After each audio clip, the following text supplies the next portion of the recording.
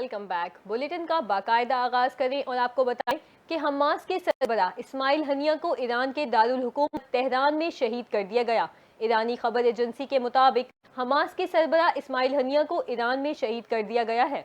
Ismail Haniyeh ईरानी सदर की तकरीब हल्फ बर्दारी में शिरकत के लिए तेहरान गए थे। हमले में इस्माइल हनिया का एक मुहाफिज भी शहीद हुआ। ईरानी सरकारी टीवी के मुताबिक गजा जंग के दौरान इस्माइल हनिया के खानदान के दर्जनों अफराद भी जाम शहादत नोश कर चुके हैं।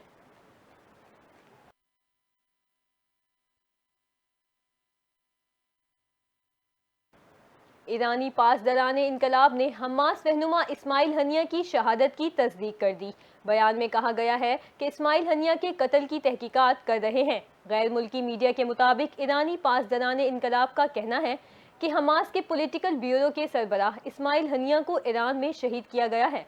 इस्माइल हनिया के कत्ल की तहकीकात कर रहे हैं।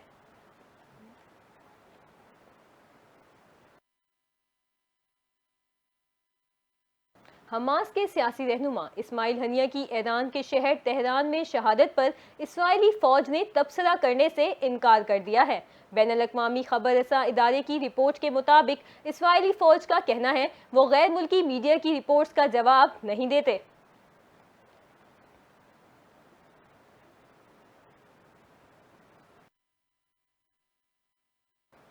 हमास रहनुमा इस्माइल हनिया पर हमले की तफसीलात सामने आ गई। हमास रहनुमा को दूसरे मुल्क से दागे गए मिसाइल से निशाना बनाया गया।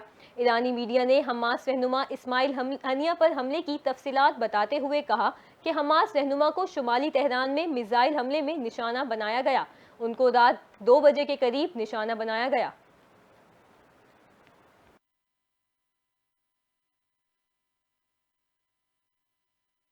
अमरीकी secretary of state Antony Blinken का कहना है कि तेहरान में हमास सरबराह इस्माइल हनिया पर हमले में अमरीका मुल्लविस नहीं है। सिंगापुर के 2 रोज़ा सरकारी दौरे के दौरान गैर मुल्की मीडिया को दिए गए इंटरव्यू में एंटोनी ब्लिंकन का कहना था कि 9 माह से जारी जंग के खात्मे का वाहिद हल जंग बंदी मुआहिदा है और अमरीका इसके लिए कोशिशें जारी रखेगा।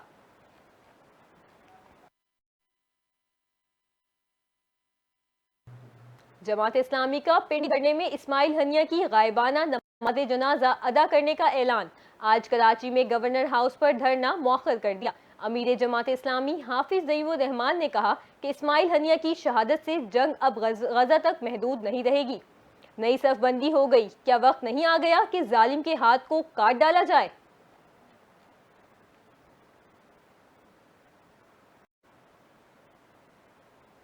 Chairman federal board of revenue Amjad Zubair Tawana ने कबल अज वक्त रिटायरमेंट का फैसला कर लिया। चेयरमैन एफबीआर ने ओहदे से सुबुकदोशी के लिए हुकूमत को 2 हफ्तों का नोटिस दे दिया है। ग्रेड 21 के इनलैंड रेवेन्यू सर्विस के अफसर अमजद जुबैर ने अगले साल 25 फरवरी को रिटायर होना था, ताहम उन्होंने हुकूमत को तहरीरी मरासला भिजवा दिया है।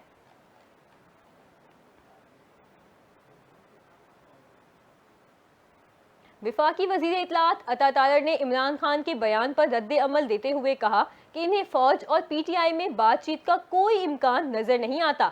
बर्फ पिघले या बैकडोर मुज़ाकरात पर DGISPR के साथ बात कर सकते हैं। बातचीत करते हुए अता तारर ने कहा, यू टर्न्स के अलावा बानी पीटीआई की जात में कोई चीज मुस्तकिल नहीं। पहले कहते थे छोड़ूंगा नहीं, अब कहते हैं मुझसे बात करो।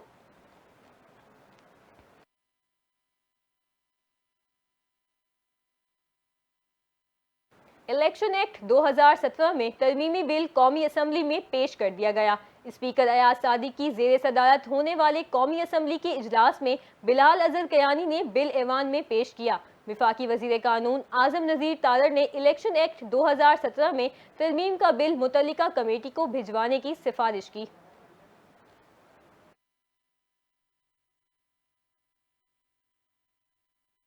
बानी पीटीआई का कहना है कि फौज अपना नुमाइंदा मुकर्रर करे, हम मुज़ाकरात के लिए तैयार हैं। बानी पीटीआई ने कमरा अदालत में सहाफ़ियों से गैर रस्मी गुफ्तगू करते हुए कहा कि हमने फौज पर कभी इल्ज़ामात नहीं लगाए, सिर्फ तनकीद की है। फौज अपना नुमाइंदा मुकर्रर करे, हम मुज़ाकरात के लिए तैयार हैं।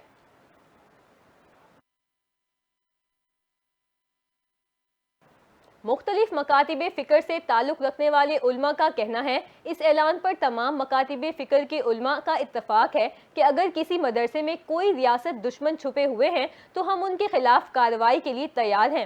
کراچی میں اتحاد تنظیم المدارس کے عمائدین مفتی منیب الرحمان اور علامہ شبیر میسمی سمیت دیگر علماء کی پریس کانفرنس میں مفتی تقی عثمانی نے کہا، ریاست کی جانب سے مدارس کی رجسٹریشن نہیں ہو رہی، ہم تو چاہتے ہیں کہ رجسٹریشن ہو اور بینک اکاؤنٹ کھولے جائیں تاکہ ہر چیز کا ریکارڈ رہے۔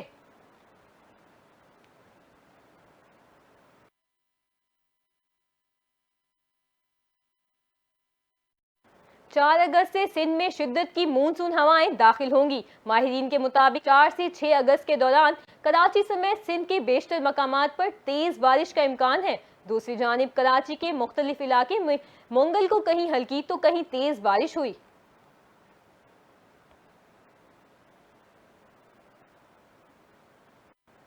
اور پیرس اولمپکس کے چوتھے روز بھی میڈلز ٹیبل پر جاپان کی برتری برقرار ہے۔ مقابلوں میں 3 نئے اولمپک ریکارڈ بھی بن گئے۔ 2 دن کے بعد امریکی ٹیم نے بھی پیرس اولمپک میں گیمز میں پہلا گولڈ میڈل حاصل کرنے میں کامیابی حاصل کر لی ہے۔